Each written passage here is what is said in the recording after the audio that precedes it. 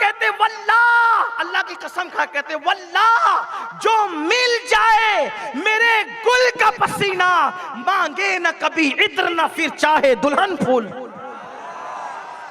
حضور اتنے خوبصورت، کس کس ادا کا ذکر کریں۔ ایک بھینگا اٹھا چند دن پہلے اور وہ میرے نبی کو گالیاں دینے لگا، اس سے کہو تیری اوقات دیکھ۔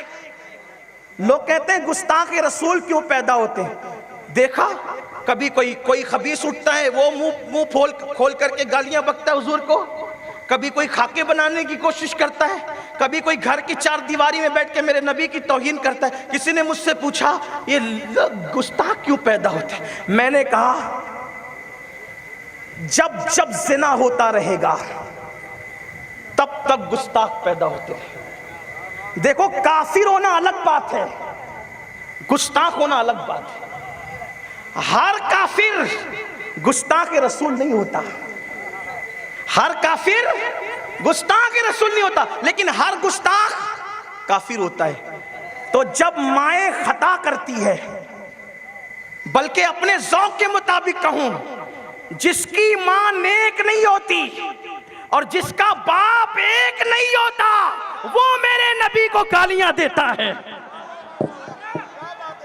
اگر مائیں شریف ہو جائے، مائیں کسی مذہب کا ہو، چند دنوں پہلے ایک نے منہ کھول کے بکا نا لوگ درد میں ہیں، میں کہا کیوں درد میں ہو، نطفہ ناتحقیق ہے، گالی نہیں دے رہا ہوں، حقیقت قرآن نے کہا وَتُلِّمْ بَعْدَ ذَلِكَ زَنِيمٌ، پیارے جو تیری بے ادبی کر رہا ہے وہ باپ کا بیٹا ہی نہیں ہے۔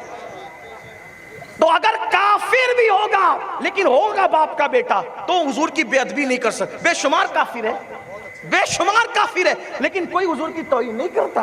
ہر کافر توہین نہیں کرتا، کون منہ کھولتا ہے؟ مائیں خطا کرتی ہے تب۔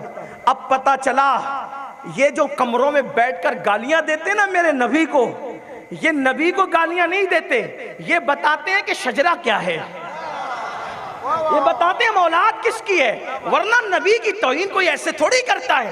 کافر بھی ہو کر توہین، دیکھو فاروق اعظم مسلمان نہیں تھے، مسلمان نہیں تھے پہلے نا، کلمہ نہیں پڑھا تھا، لیکن حضور کی توہین بھی نہیں کی، حضور کے مشن کے خلاف تھے لیکن توہین نہیں کی۔ کیوں؟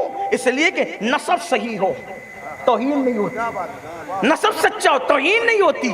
تو بس آپ سے کہنا چاہتا ہوں پریشان نہیں ہونا، اس لیے کہ نبی کی تعریف کی توفیق سب کو نصیب نہیں ہوتی۔ اپنی ماؤں کو دعائیں دو، ماں بہت احتیاط سے گزری ہے اسی لیے عشق رسول کی دولت نصیب ہوئی۔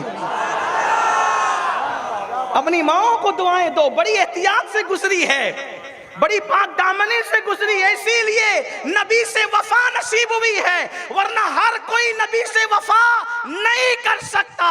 بہرحال میری گفتگو کا عنوان وہ نہیں، عرض کر رہا تھا کتنے حسن والے میرے آقا کہ دلہن کو پسینہ مل جائے نسلیں میں کچھ، اتنے خوبصورت تھے۔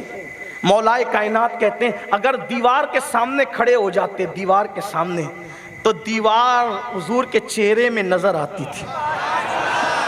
چاند اور سورج کے سامنے کھڑے ہو جاتے، چاند اور سورج حضور کے، چاند کے سامنے کھڑے ہو جائے تو چاند، سورج کے سامنے کھڑے ہو جائے تو سورج حضور کے گالوں میں تیرتا ہوا نظر آتا تھا۔ دیکھنے والا دیکھتا اور حیران رہ جاتا، کوئی اتنا بھی خوبصورت ہو سکتا ہے؟ لیکن جب میرے آقا کو دور سے دیکھتا تو ڈر جاتا حضور کا حسن دیکھ کر، لیکن جب قریب آتا تو حضور کا